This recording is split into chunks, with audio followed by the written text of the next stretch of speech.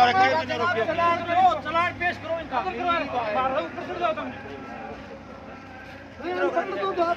मारा तो ऊपर चढ़ रहा है। कहीं भी ना रोक कर रखिए। चलान करे मारा कोई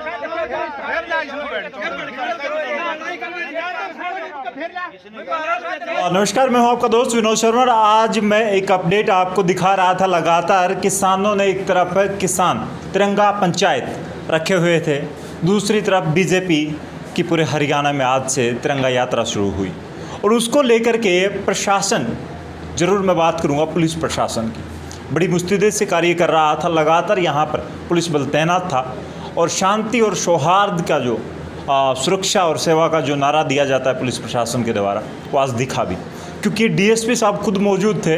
और किसान महापंचायत में आपको शुरू में एक फुटेज भी दिखा होगा, कोई एक 2-4 लड़के अपना ट्रैक्टर लेके आ गए और उस पर लगा हुआ था तिरंगा।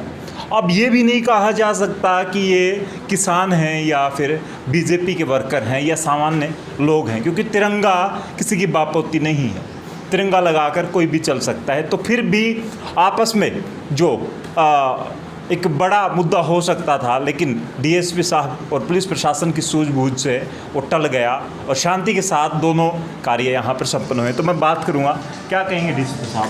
देखिए, एक तरफ से तो आज बीजेपी द्वारा जो ना तिरंगा यात्रा निकाली जा रही थी, दूसरी तरफ किसान जो संगठन थे उनने महापंचायत बुला रखी थी।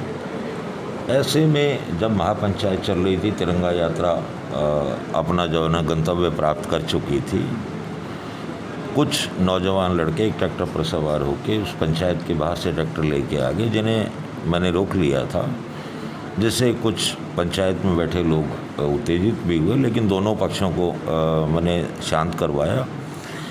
कई बार ऐसे जो रैलियां होती हैं या ऐसे जो समारोह होते हैं, उसमें कुछ उपद्रवी या असामाजिक तत्व ज़रूर आ जाते हैं। उनका ध्येय सिर्फ छेड़खानी करने का होता है।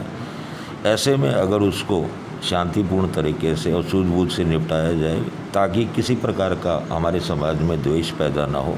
आपने कहा कि भाई उस पर भी तिरंगा लगा हुआ था, क्या पता वो किसान थे, क्या पता वो पार्टी वर्कर थे। ये नहीं कहा जा सकता कि भाई वो किसान थे या पार्टी वर्कर थे, लेकिन जिस हिसाब से वो डीजे बजा के पंचायत के बाहर से घुमा रहे थे, उसमें स्वाभाविक है कि भाई पंचायत जो हो रही थी उसमें रोष पैदा हो।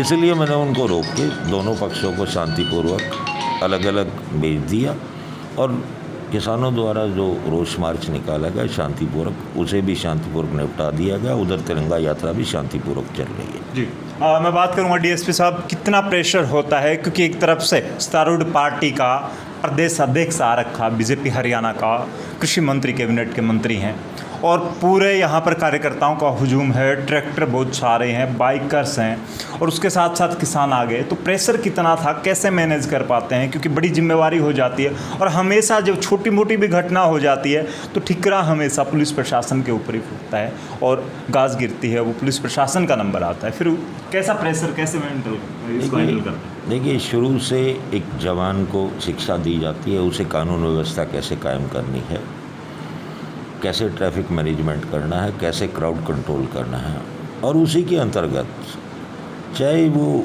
किसी की भी रैली हो, किसी भी प्रकार की हो, आमने सामने टकराव की स्थिति ना पैदा हो, यही रणनीति तैयार करके किसी आयोजन का जो है ना संपूर्ण करवाया जाता है। और यही हमारी प्रैक्टिस यहाँ भी रही।